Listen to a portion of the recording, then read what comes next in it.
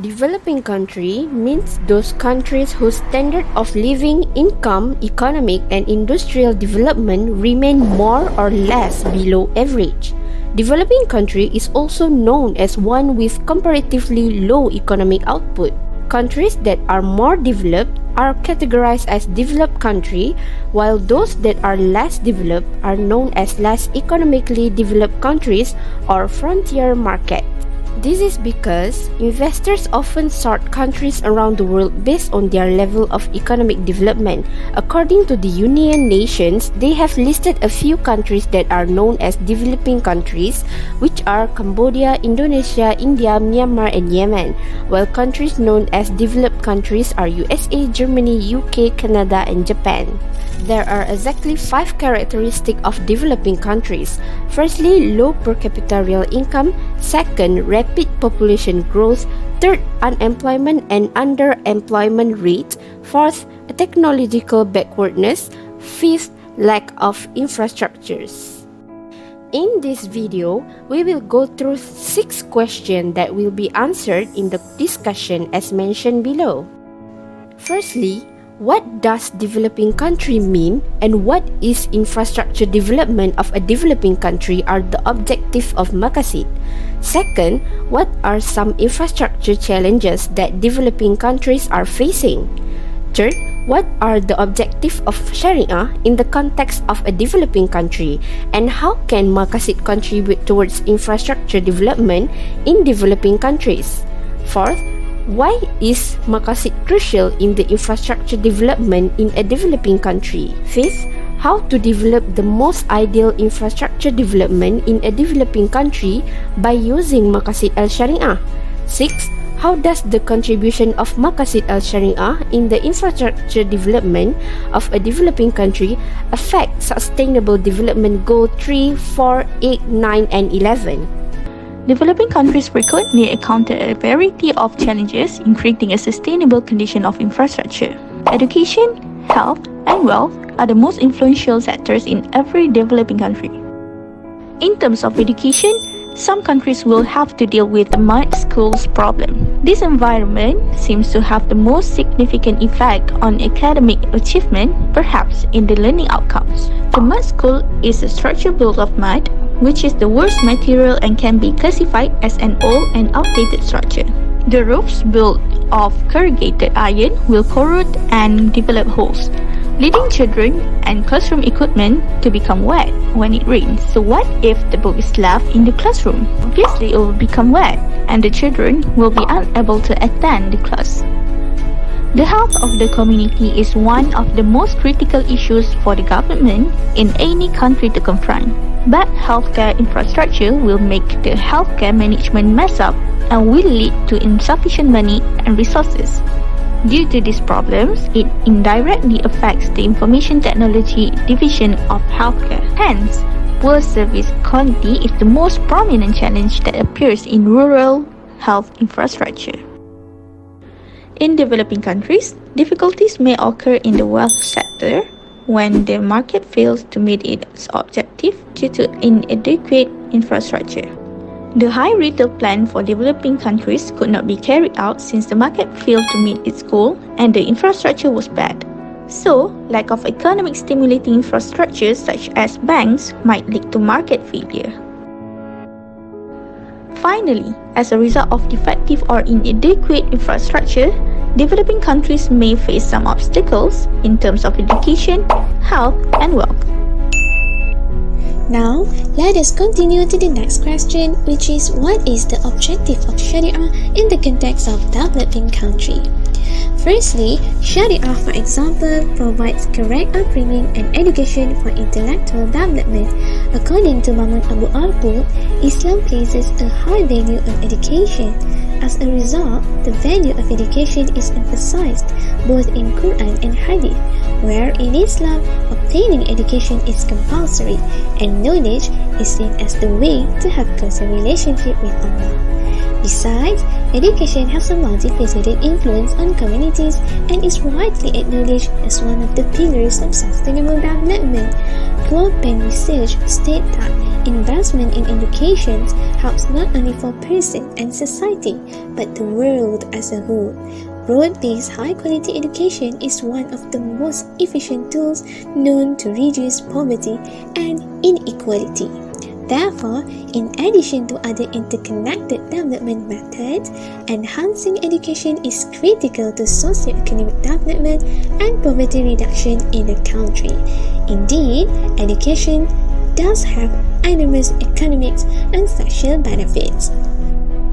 Next, we know that taking care of property or wealth is one of the most important benefits safeguarded by Sharia. According to Dr. Nur Mohamed Hadi Zahalat, without it, man cannot continue his living, and with property, man also can fulfill the importance of life. Islam emphasizes the rights of all human beings, so it has become a priority of the Maqasid Sharia to reject tyranny and harm by banning riba, gharar, gambling, and others. The purpose of Islamic law prohibits such acts because it can harm the human's main interest and can affect the economic organizations of a country and society itself. Thus, in a developing country, legislation is the key strength value for the society. Society needs law to control its relationship and punish anyone who violates its rules, whether this law are set by Allah or men in the earth. Hence, developing a country with the concept of Maqasid Sharia can guarantee the well-being of a society and provide benefits to all, regardless of religion and race.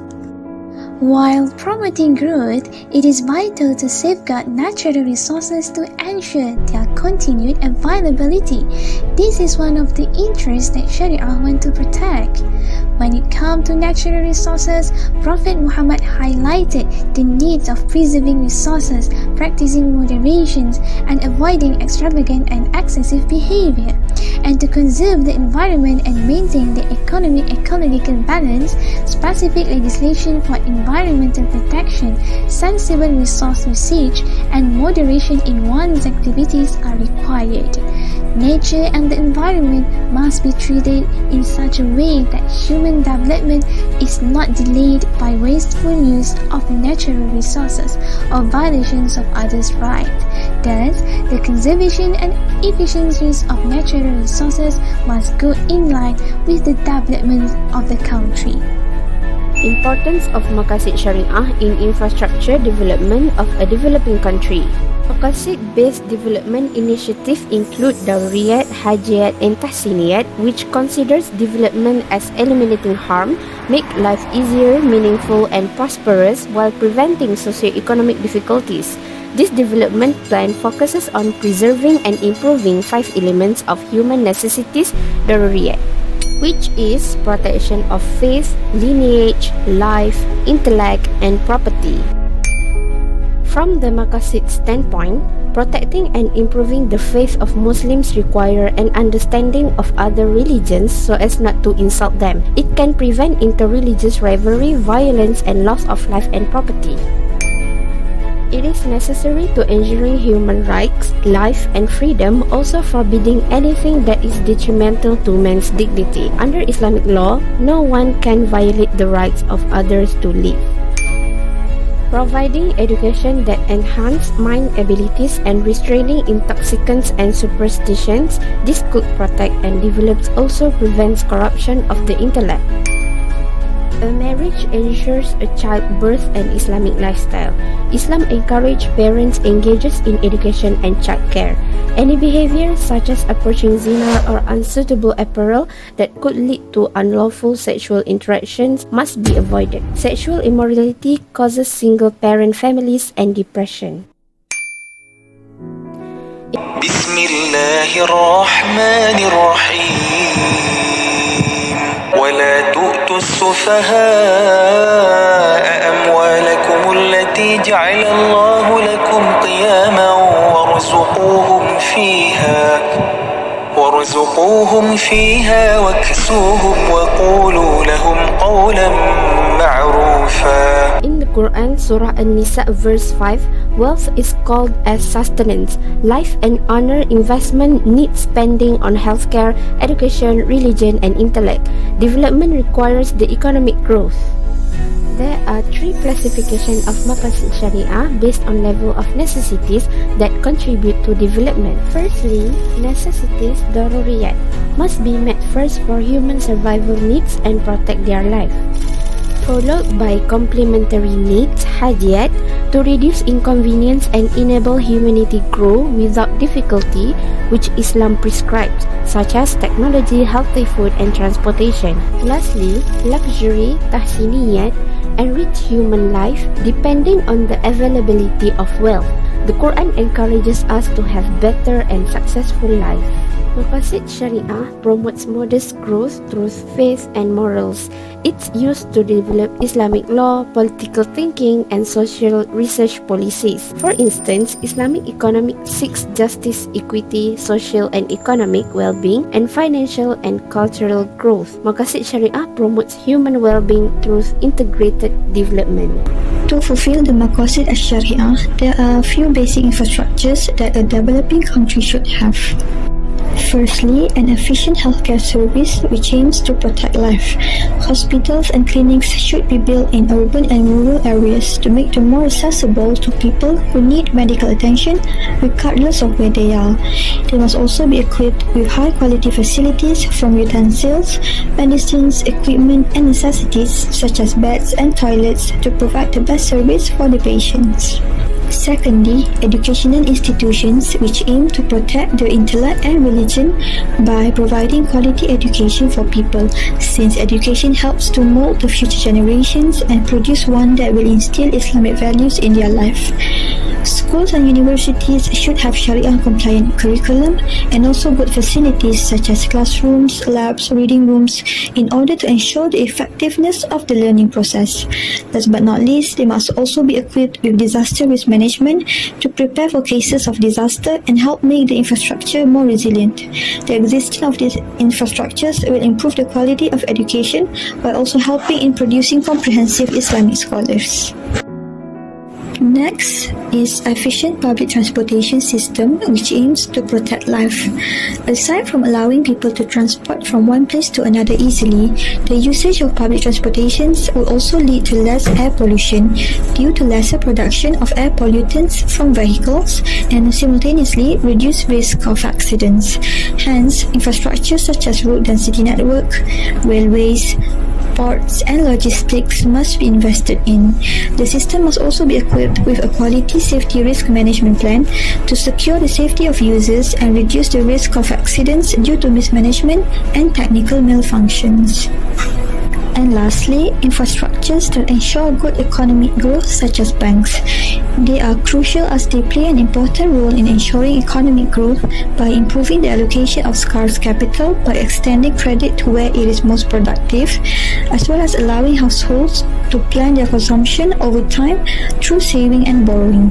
Hence, they must deliver ubiquitous service to every customer, provide worldwide reachability, and be affordable to people of all economic, social, linguistic, and cultural backgrounds in order to gain customers' trust and develop a two-way relationship that can generate the economy while also guarding and increasing the savings of the customers, which in turn can be used to develop better infrastructures. As we know, every SDG has their specific aims, which can be achieved through the development of infrastructure. But how exactly can infrastructure development affect SDG 3, 4, 8, 9, and 11? In general, the development of infrastructure such as healthcare facilities, educational institutions, public transportation, and banks, all which have their own roles in fulfilling the 5 objectives of Maqasid al-Sharia, helps to stimulate the economic growth by creating work opportunities in various areas and fields. In addition to that, all these infrastructures would also gain profits from the services they provided. These situations would encourage economic growth and industrialization while simultaneously providing productive employment and decent work for all, which is the aim of SDG 8 and 9. For SDG 3, which aims to ensure healthy lives and promote well-being for all at all ages, this can be fulfilled through the development of high-quality healthcare facilities. Meanwhile, SDG 4, which aims to ensure inclusive and equitable quality education and promote lifelong learning opportunities for all, can be achieved through the development of quality and conducive education facilities that can improve students' capability in their learning process.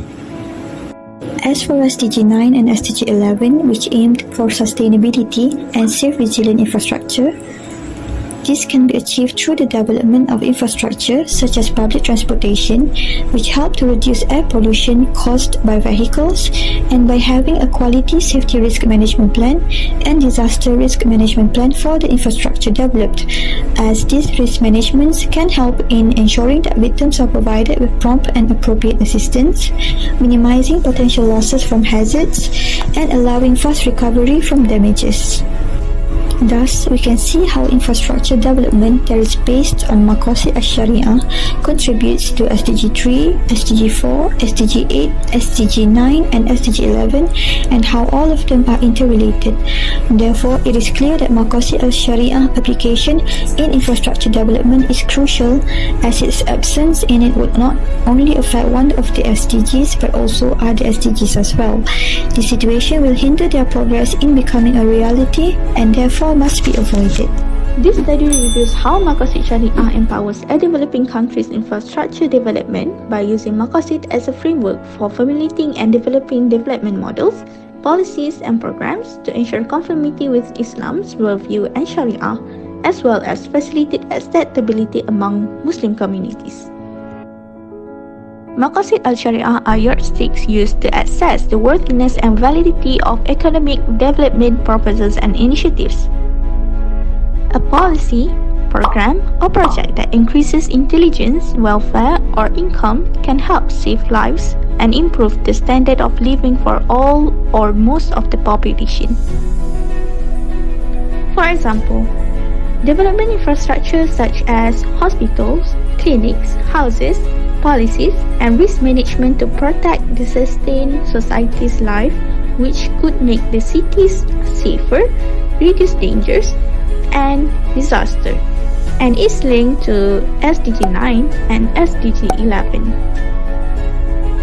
Also, enhancing the Islamic economy such as building more Sharia compliance, finance institutions and banks, shopping malls, and convenient facilities would help to alleviate poverty and unemployment, and it is related to SDG 8 and 9.